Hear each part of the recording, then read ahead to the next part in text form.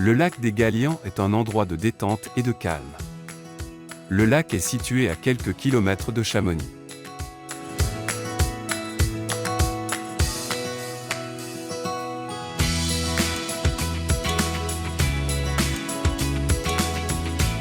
Nous voyons le mur de grimpe, les Gaillans. C'est le site école d'alpinistes le plus près de Chamonix.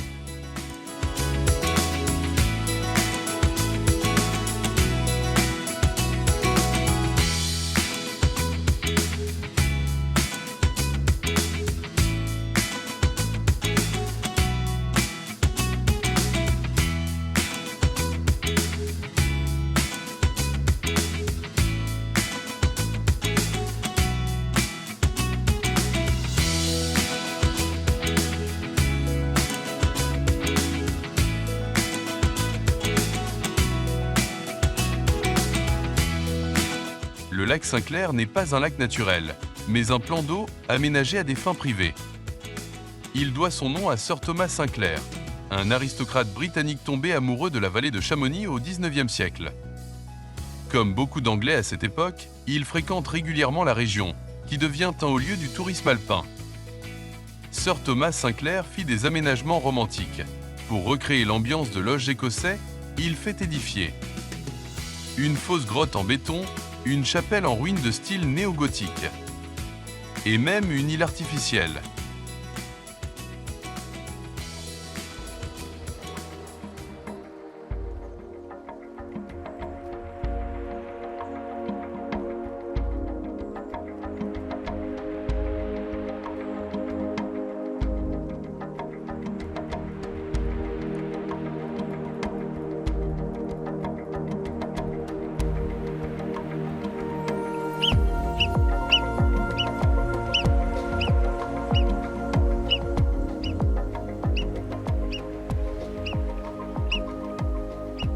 Le chamois est un petit ruminant de montagne. Sa taille est de 70 à 80 cm au garrot.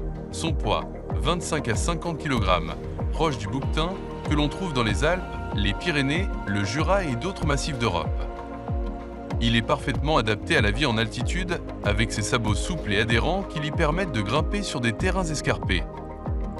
Leur pelage est brun en été et plus foncé en hiver, avec une ébarbe noire le long du museau.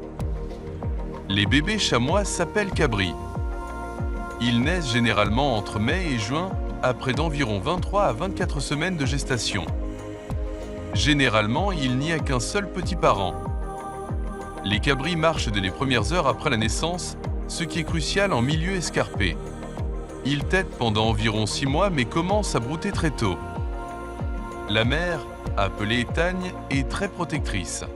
Les cabris restent avec elle pendant leur première année et peuvent survivre dès leur jeune âge à des conditions climatiques rudes grâce à leur instinct de survie et à leur agilité.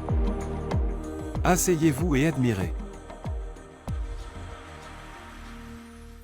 Parlons un peu de l'origine du parc.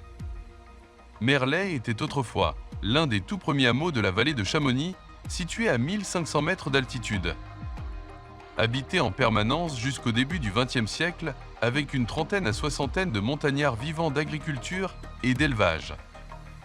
Vers les années 1920, le site devient un alpage saisonnier. Les vaches produisent du lait, du fromage et du beurre. Les chalets sont abandonnés l'hiver. Dans les années 1930, un retraité suisse, M. Guimhoff, achète progressivement l'ensemble du domaine, 20 hectares, et y aménage un hôtel-crèmerie. En 1947, la famille Cachat acquiert la propriété en viager, avec une condition, édifier une chapelle, ce qu'ils font dès 1949.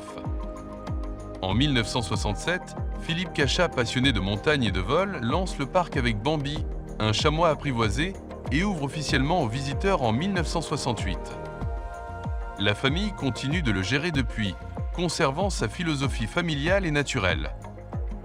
Une piste d'altiport est réalisée en 1970, baptisée Philippe Cachat, en hommage à son fondateur pilote.